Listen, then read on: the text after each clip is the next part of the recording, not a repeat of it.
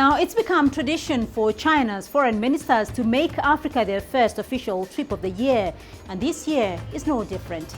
Foreign Minister Wang Yi kicked off his state visits for 2016 with a four-nation tour of southern African countries, meeting with leaders from Malawi, Mauritius, Mozambique and Namibia to discuss how best to implement the outcomes of the recent forum on China-Africa cooperation held in Johannesburg in December of 2015. But his visit comes on the back of a general economic slowdown for Africa. So what lessons does Wang Yi have for the four Southern African nations, and how can the continent further strengthen its China ties in 2016? I'm Beatrice Marshall. Welcome to Talk Africa.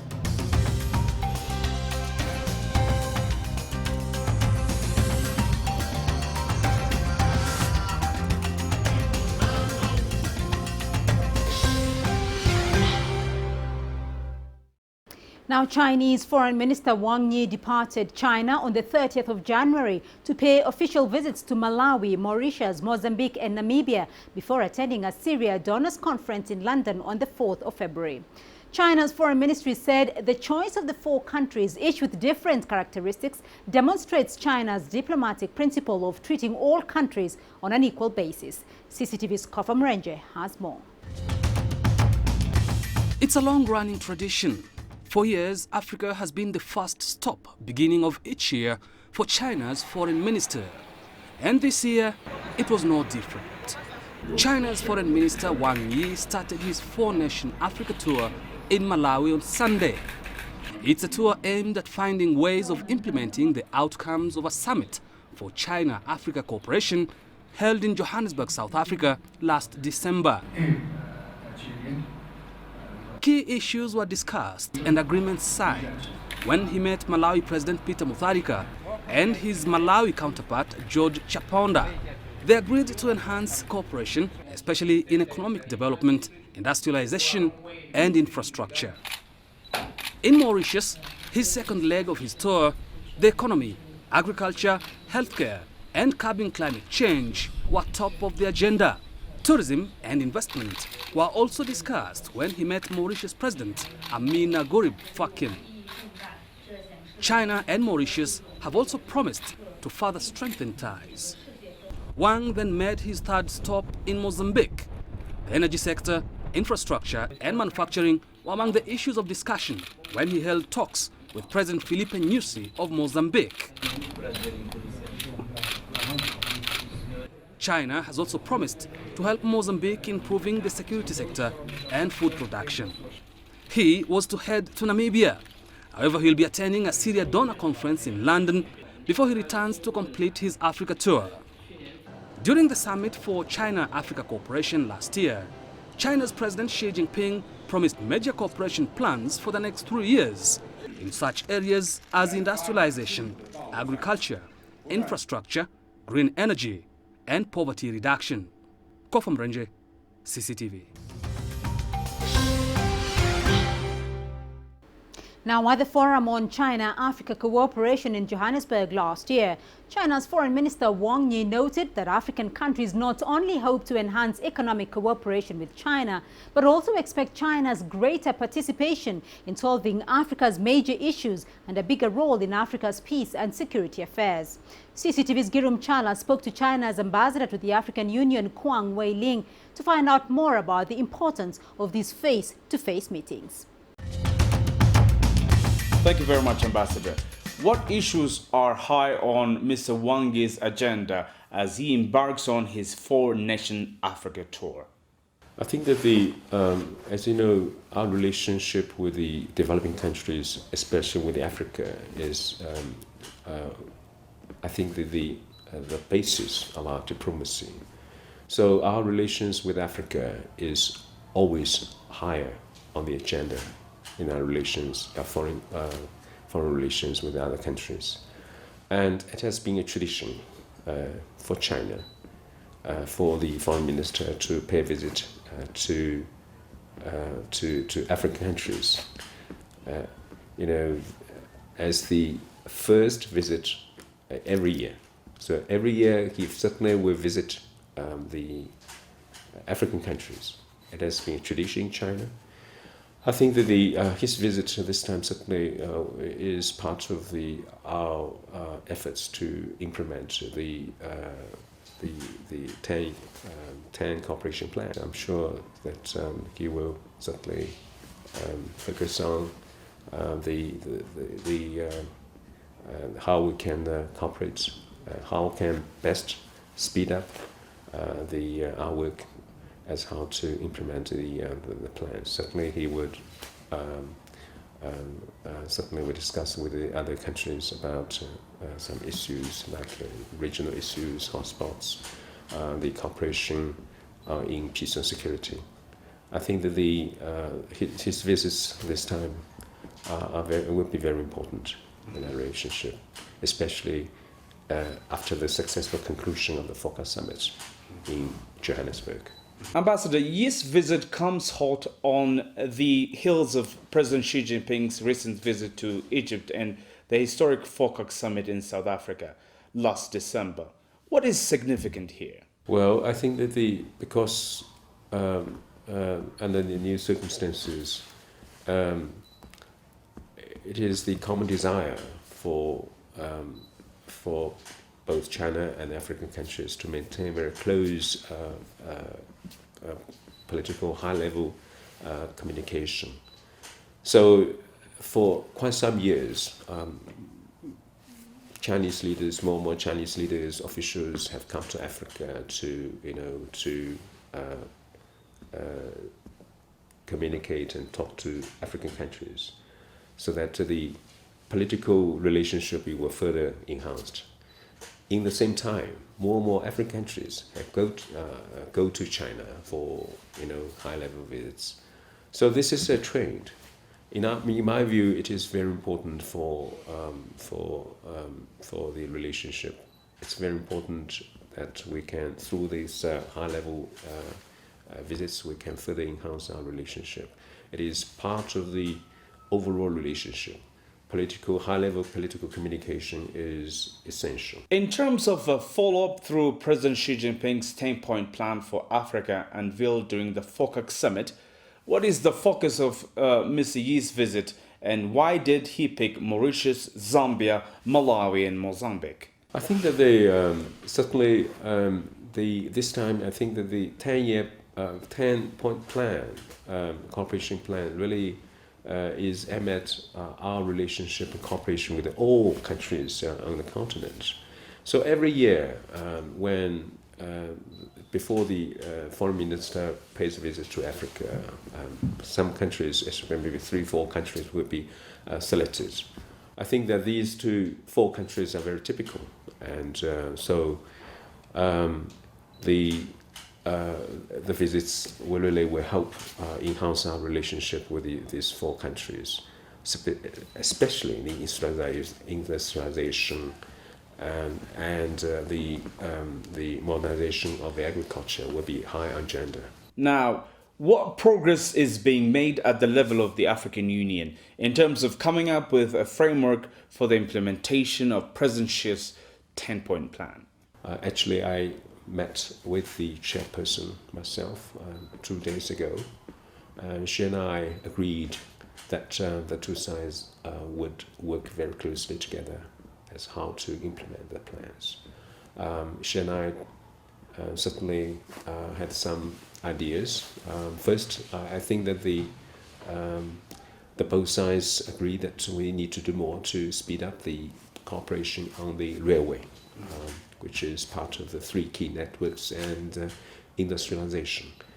And she and I agree that both sides should work together.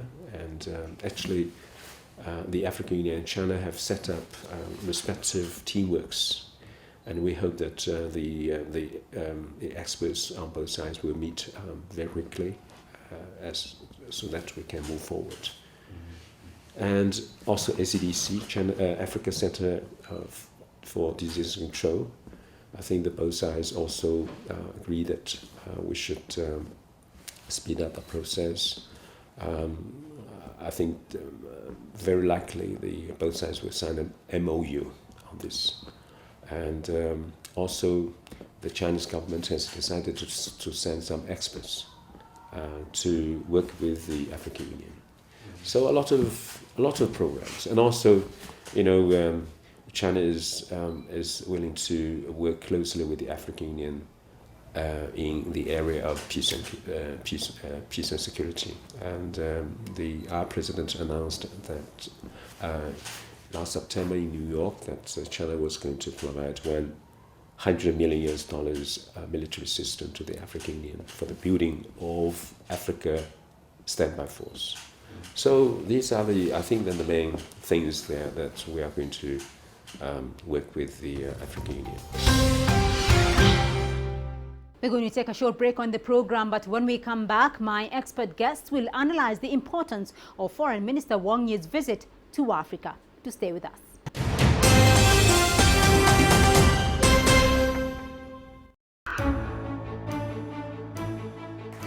Here is a man representing a country which never was our colonizer. He is doing to us what we expected those who colonized us yesterday to do.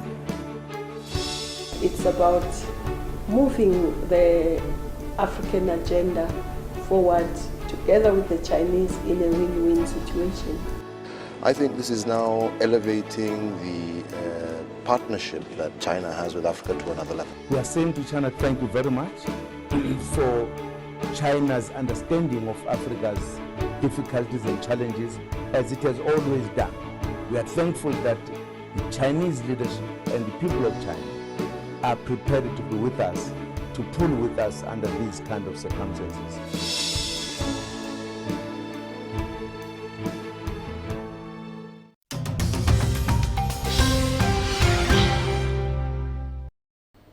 Welcome back to Talk Africa. Now, on the back of China's Foreign Minister Wang Yi's state visits in Southern Africa, I have expert guests standing by to help analyze their impact.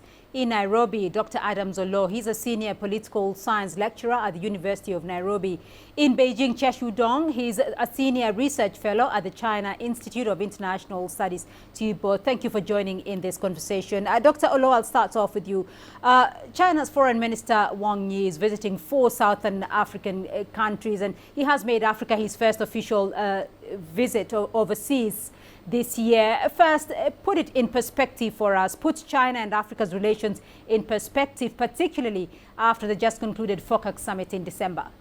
Yeah, I think that if you go back to the FOCAC meeting, then basically China-Africa came up with a 10-point plan, which was dubbed a win-win situation. And I think that coming to this trip, you'll find that China now has made it a tradition that the first foreign trip that the foreign minister makes is to an African countries. And given that there is a conference coming in Britain on Syria, they found it quite necessary that they should have a stopover in Africa first before he goes for that conference. And on this case, given that China is cooperating with all the African countries, they have decided to go on the southern part, given that the last trip was in Egypt. And when you look at the countries that have been chosen, then you find that they have different characteristics and they are not your, let's say, big boys in Africa. So China is basically trying to send a message that it's in cooperation with Africa, it shall treat all equally. Right. Looking at that message, though, Chia Shudong, though, Foreign Minister Wang Yi's visit to Southern African countries is really about implementing the 10-point plan announced at FOCAC in December. What is the message that is coming out of China from that? Yes, I noted that when Foreign Minister Wang Yi had talks and meetings with leaders from Malawi, Mozambique, and Mauritius, they talked a lot about the implementation of the consensus and agreements reached during the last China-Africa Forum Summit held last December. And when he met with leaders and foreign ministers of these countries, he talked about areas of cooperation between China and these countries. They centered on, for example, the improvement of infrastructure and the promotion of industrialization, and also in, the modernization of agriculture. And he talked about key areas of cooperation. So all these are meant to implement the consensus reached last summit. Dr. Olodo, in terms of taking advantage of those new areas of cooperation, of course, Africa has just come out of the African Union summit there. And are we seeing, though, Africa now taking advantage of those new areas of cooperation? What is Africa's advantage? Well, basically, Africa's advantage is that when you look at the factors of production from time immemorial, it has always been capital, land, and labor, and you'll realize that Africa has always lacked in capital, and therefore China offering $60 billion is what Africa will be looking at as a way of a springboard. You'll also remember that China did say that it was going to help in providing the training of a pool of talent that African countries have been lacking because they have abundant labor but maybe not skilled labor as such. So I think that in terms of capital, it's a question of investment, and in terms of talent, it's a question of turning its abundant labor into skilled labor. Dr. Olodo, are we seeing that there are areas that African countries, even though you did mention that every African country has unique characteristics and unique needs, are we seeing that there are areas from the 10-point plan that many countries would want to implement as matters of priority? Yes, I think that one is connectivity, that if you're going to have a situation in which Africa is going to move together, then the infrastructure connectivity must be enhanced. And I think that given that we have a diverse continent, one of the areas in which has been lagging behind is in the area of infrastructure, and more importantly in terms of networking across the continent. So I think that if there was one area in which all African countries would agree on, would be in that infrastructure connectivity. Jia Shudong, are there aspects of the 10-point plan that China is laying emphasis on? Yes, we know that each African country needs to, improve, provide jobs for their people, and provide sufficient food for their people, and also improve their health care. So China puts emphasis on areas of cooperation which will benefit all African countries in these areas. And of course, there are many ways of doing that. For example, in Mozambique, when we talk about energy, development of energy, China can work with Mozambique to develop its natural gas. In Mauritius, for example, it's an island nation, and China hopes that it can be an gateway to Africa, and Mauritius can become a platform for example, civil aviation, for tourism, for training of human resources for African countries, and it's also good for the local economy and development. For Malawi, for example, China can work with Malawi to develop its agriculture and help with the training there. So all these projects oriented, of course, so China can also support and finance these kind of projects. And these will be the priorities that China in future will put.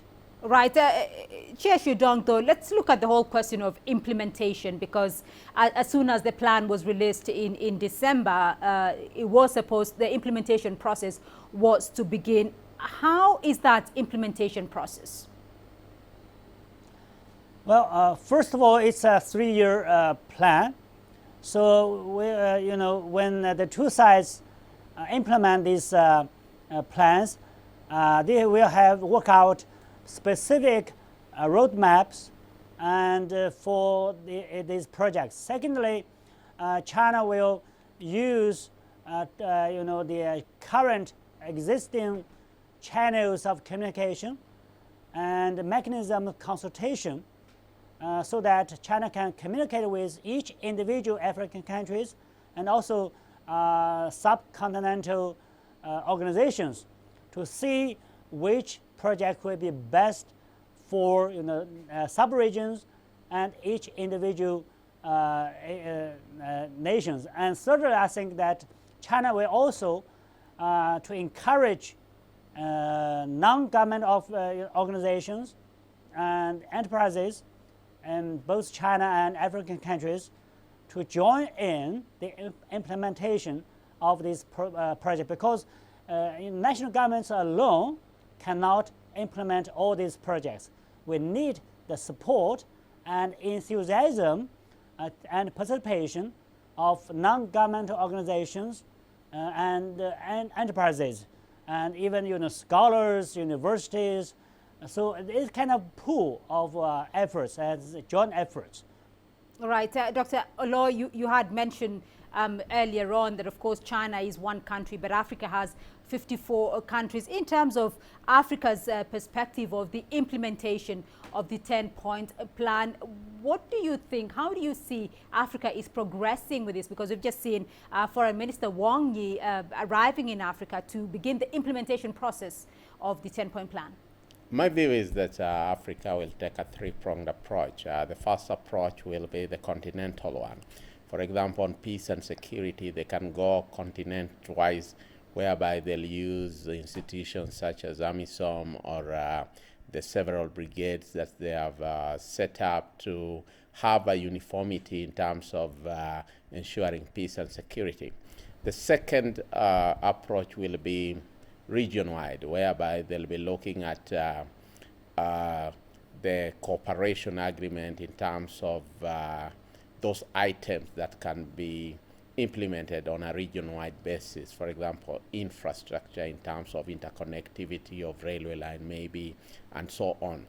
And then thirdly, the approach will be specific country-based, whereby each specific country will pick on an agenda that they want to pursue with China and therefore implement. Is there room for the African Union, though, in this regard, Dr. Olo? Yes, and the room for African Union, for example, could come in the peace and security issue, which is continent-wide. Yeah. Right.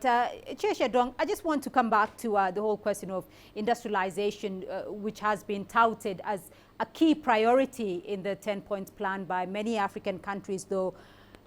Are there key aspects of China's model at the moment, model of development, that African countries can definitely take lessons from? Yes. For example, the establishment of special economic zones and industrial and manufacturing centers.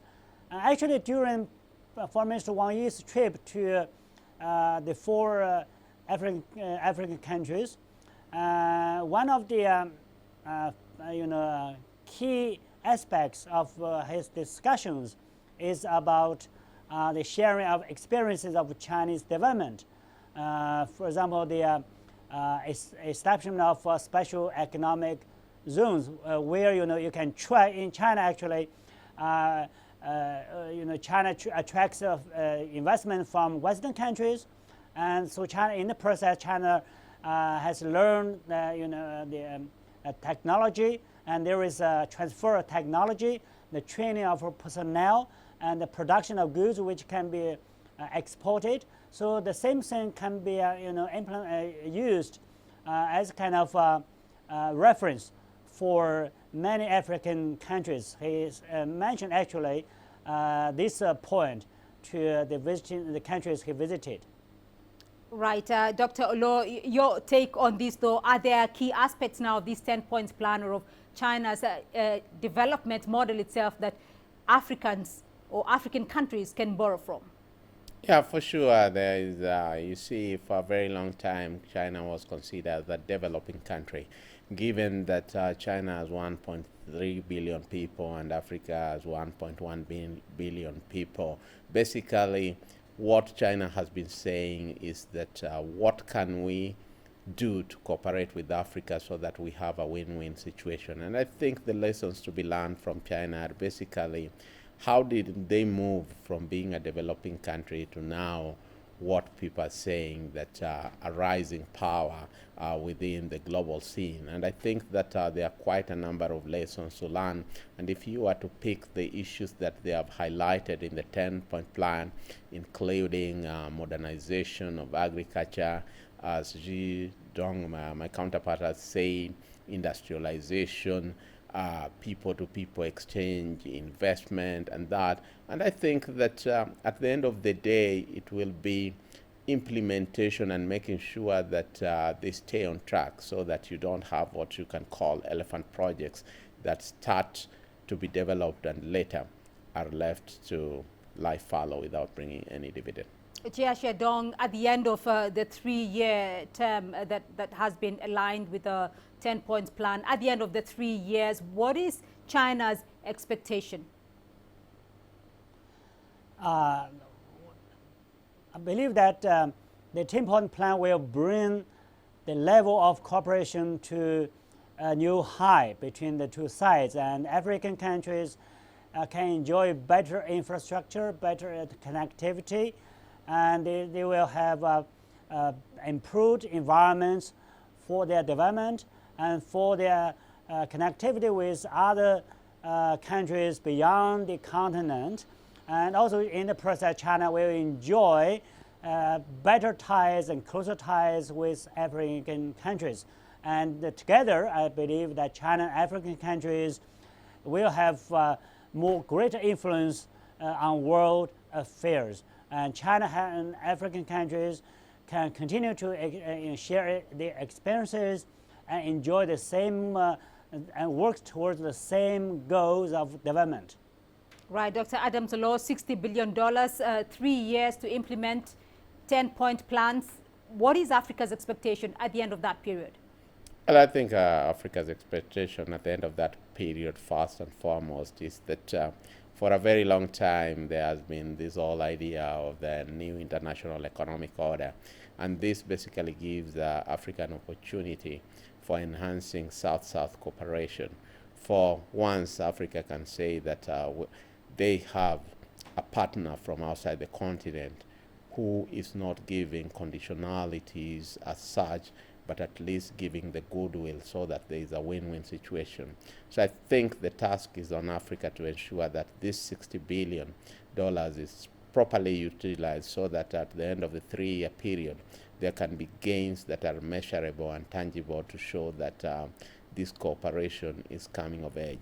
The second thing for Africa would be that many a time such collaborations and cooperations have been elite-driven, and the masses have not really felt the impact. So I think that such massive funds being invested in Africa should trickle down to the people, the masses, so that they can have ownership of what they can call a South-South cooperation that is directly benefiting them. And that's all we have time for this week. Thank you all for joining in the conversation. In Nairobi, Dr. Adam Solo, he's a senior political science lecturer at the University of Nairobi. And from Beijing, Chia Dong, he's a senior research fellow at the China Institute of International Studies. Gentlemen, thank you for joining us here on Talk Africa. Remember to join the conversation, though, online through Facebook, Twitter, and YouTube. And do join us again next week for another edition of Talk Africa. Goodbye.